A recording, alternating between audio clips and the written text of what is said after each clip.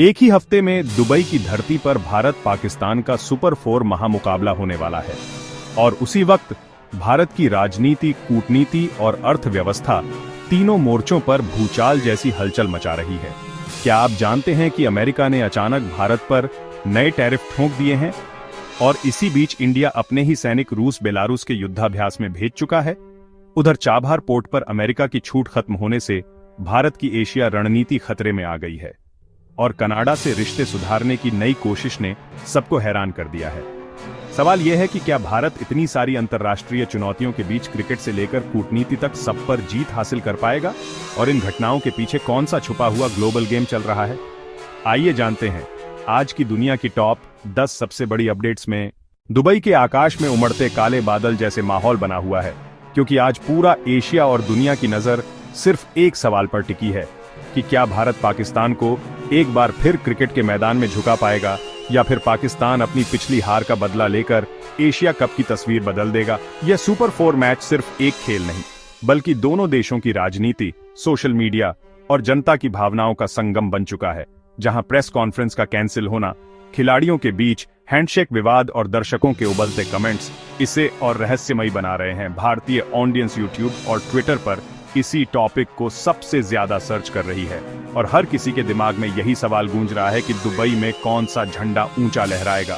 लेकिन कहानी यहीं खत्म नहीं होती, क्योंकि खेल के मैदान के बाहर भारत अब सबसे बड़े आर्थिक मैच में भी उतर चुका है।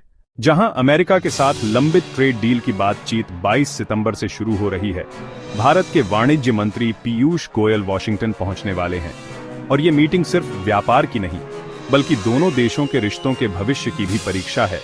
अमेरिका ने हाल ही में भारतीय निर्यातों पर नए टैरिफ थोप दिए हैं और वीजा शुल्क बढ़ाने जैसे मुद्दे उठाए हैं, जिससे भारतीय बिजनेस कम्युनिटी चिंतित है। सवाल यह है कि क्या यह बातचीत इन तनावों को कम करेगी या फिर भारत को अपने निर्यातों और नौकरियों पर बड़ा झटका सहना पड़ेगा। लेकिन इसी बीच भारत ने एक ऐसा कदम उठा दिया है जिसने पूरे वॉशिंगटन को बेचैन कर दिया है। रूस और बेलारूस द्वारा आयोजित विशाल सैन्य अभ्यास ज़ापड 2025 में भारत ने अपने 65 जवान भेजे हैं और इस युद्धाभ्यास में भागीदारी भारत की रणनीतिक संतुलन नीति का सबसे स्पष्ट संकेत है। जब पश्चिम भारत पर रूस से तेल खरीदने और हथियार सहयोग रोकने का दबाव डाल रहा है, भारत खुले तौर पर मास्को और मिन्स्क के साथ खड़ा दिख रहा है, जिससे यह संदेश जा रहा है कि नई दिल्ली अभी भी अपने हितों को सबसे ऊपर रखती है और किसी एक ब्लॉक के दबाव में नहीं झुकेगी। यही कारण है कि भारतीय सोशल मीडिया पर इंडिया विथ रशिया और स्ट्रेटेजिक ऑटोनॉमी जैसे हैशटैग ट्रेंड कर रहे हैं। पर असली झटका तब लगा जब अमेरिका ने अचानक चाबहार पोर्ट पर दी जा रही छूट को खत्म कर दिया। यह वही चाबहार है जिसे भारत ने अफगानिस्तान और मध्य एशिया के लिए पाकिस्तान को बाईपास करने वाले कॉरिडोर के रूप में विकसित किया था। अब इस बंदरगाह पर काम करना अमेरिका की नई पॉलिसी के चलते जोखिम भरा हो गया है और भारत के लिए यह किसी भू रणनीतिक झटके से कम नहीं है, क्योंकि इस प्रोजेक्ट पर सालों का निवेश और रणनीतिक प्लानिंग टिकी हुई थी। सवाल उठ रहा है कि क्या भारत ईरान के साथ मिलकर इस प्रोजेक्ट को जारी रखेगा या फिर दबाव में आकर पीछे हट जाएगा। लेकिन जब दुनिया मान रही थी कि भारत पर एक साथ कई फ्रंट से दबाव बढ़ रहा है, तभी एक अप्रत्याशित सकारात्मक खबर सामने आई। भारत और कनाडा ने पिछले साल के खालिस्तानी विवाद और राजनयिक तनाव के बाद अब अपने रिश्तों को नया अध्याय देने की सहमति जताई है। दोनों देशों ने तय किया है कि वे आतंकवाद और ट्रांसनेशनल अपराध जैसे गंभीर मुद्दों पर मिलकर काम करेंगे और एक दूसरे के यहां हाई कमिश्नर दोबारा नियुक्त करेंगे। यह कदम लाखों भारतीय मूल के कनाडाई नागरिकों के लिए राहत की खबर है और इससे यह भी संकेत मिल रहा है कि भारत अब अपनी विदेश नीति में कॉन्फ्लिक्ट मैनेजमेंट की दिशा में तेजी से आगे बढ़ रहा है। कुल मिलाकर देखा जाए तो दुबई से लेकर वॉशिंगटन, मिन्स्क से लेकर तेहरान और ओटावा तक भारत एक साथ कई मोर्चों पर खेल रहा है। एक तरफ क्रिकेट मैदान में भारत पाकिस्तान का सबसे बड़ा मैच है, दूसरी तरफ दुनिया की सबसे बड़ी अर्थव्यवस्थाओं के साथ तनावपूर्ण वार्ता है। वहीं रूस के साथ खड़ा रहकर भारत ने अमेरिका को नया संदेश दिया है और चाबहार के झटके ने भारत की एशिया रणनीति को हिला दिया है। लेकिन इन सब के बीच कनाडा से रिश्तों का पटरी पर लौटना एक उम्मीद की किरण जैसा है। आज का दिन यह साबित कर रहा है कि भारत सिर्फ एक क्रिकेट मैच नहीं खेल रहा, बल्कि यह एक बड़े भू राजनीतिक खेल का भी हिस्सा है, जहां हर गेंद, हर वार्ता और हर साझेदारी भविष्य की दिशा तय करेगी। अब असली सवाल यह है कि क्या भारत इन सभी मोर्चों पर एक साथ जीत हासिल कर पाएगा या फिर किसी एक जगह की हार पूरे खेल का पासा पलट देगी। दुनिया की नजर इस हफ्ते न्यूयॉर्क की ओर भी टिकी हुई है, जहां 27 सितंबर को संयुक्त राष्ट्र महासभा का उच्च स्तरीय सत्र शुरू होगा और भारत के विदेश मंत्री एस जयशंकर मंच पर खड़े होकर मल्टीपोलर विश्व की वकालत करेंगे।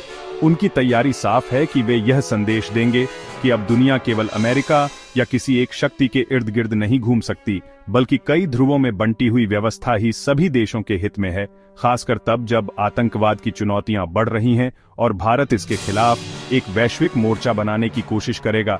सवाल यह है कि क्या उनका भाषण केवल कूटनीति का हिस्सा होगा या फिर इसमें पाकिस्तान समर्थित आतंकवाद को सीधे निशाना बनाया जाएगा। लेकिन न्यूयॉर्क से हजारों किलोमीटर दूर तेहरान में एक और हैरतअंगेज घटनाक्रम ने सबको हिला दिया है। ईरान ने बाबाक शाहबाजी नामक व्यक्ति को इजराइल के लिए जासूसी करने के आरोप में फांसी दे दी। यह कोई साधारण घटना नहीं है, बल्कि उस छुपे हुए साये युद्ध की एक कड़ी है जो ईरान और इजराइल के बीच वर्षों से चल रहा है। अब सवाल यह उठता है कि क्या इस कदम से पश्चिम एशिया में तनाव और बढ़ेगा और इसका असर भारत की ऊर्जा आपूर्ति और सुरक्षा पर कैसे पड़ेगा। इसी बीच अमेरिका और भारत के बीच बढ़ते व्यापार तनाव की एक और परत सामने आई है। हाल ही में लगाए गए अमेरिकी टैरिफ ने भारत के निर्यात पर दबाव डाला है और फाइनेंशियल टाइम्स की रिपोर्ट साफ कहती है कि भारत इन झटकों से उभरने के लिए अपने बाजारों को विविध बनाएगा, यूरोप, जापान और एशिया के अन्य देशों के साथ व्यापार को बढ़ाएगा और सेवाओं के क्षेत्र में और मजबूती लाएगा।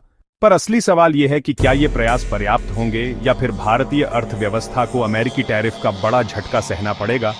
दरअसल यही भारत की रणनीतिक चुनौती है कि वह रूस से सस्ते तेल खरीदते हुए, चीन के बढ़ते दबाव से निपटते हुए और अमेरिका जैसे पश्चिमी सहयोगियों को नाराज किए बिना अपनी स्थिति संतुलित रखे। ये रस्साकशी किसी शतरंज के खेल से कम नहीं है, जहां एक गलत चाल पूरे खेल को पलट सकती है। सोशल मीडिया पर लोग इसे इंडियाज बैलेंसिंग एक्ट कह रहे हैं और विश्लेषक मान रहे हैं कि यही आने वाले वर्षों में भारत की विदेश नीति का सबसे बड़ा इम्तिहान होगा। लेकिन जब दुनिया इतनी जटिल कूटनीति और संघर्षों से जूझ रही है, तभी एक और खगोलीय घटना सबका ध्यान खींच रही है। 2025 का आंशिक सूर्य ग्रहण, जिसे कई देशों में देखा जाएगा। वैज्ञानिक और खगोल प्रेमी इसके लिए उत्साहित हैं। हालांकि भारत में इसकी दृश्यता सीमित है या न के बराबर, फिर भी यह खबर वैज्ञानिक बहस और मीडिया में चर्चा का हिस्सा बन चुकी है। और यही वह पल है जब लोग सोचने पर मजबूर हो जाते हैं कि एक तरफ इंसान युद्ध, टैरिफ और जासूसी में उलझा हुआ है और दूसरी तरफ ब्रह्मांड अपने ही खेल दिखा रहा है, जहां सूर्य, चंद्रमा और पृथ्वी की चालें हमें यह याद दिलाती हैं कि हमारी सारी राजनीति और कूटनीति अंततः इस विशाल ब्रह्मांड का एक छोटा सा हिस्सा है। कुल मिलाकर देखा जाए तो भाग दो कि ये 5 खबरें भारत के लिए कम ट्रेंडिंग भले हों, लेकिन इनके पीछे छिपे संकेत बेहद गहरे हैं। जयशंकर का यूएनजीए भाषण भारत की वैश्विक छवि तय करेगा। ईरान का फांसी देना मध्य पूर्व में अस्थिरता बढ़ाएगा। अमेरिकी टैरिफ और एफटी रिपोर्ट भारत की आर्थिक रणनीति को झकझोर रही है। रूस, चीन, अमेरिका के बीच संतुलन बनाना भारत की विदेश नीति का असली इम्तिहान है। और सूर्य ग्रहण हमें याद दिलाता है कि अंततः दुनिया की सारी ताकतें भी प्रकृति की शक्तियों के आगे बौनी हैं।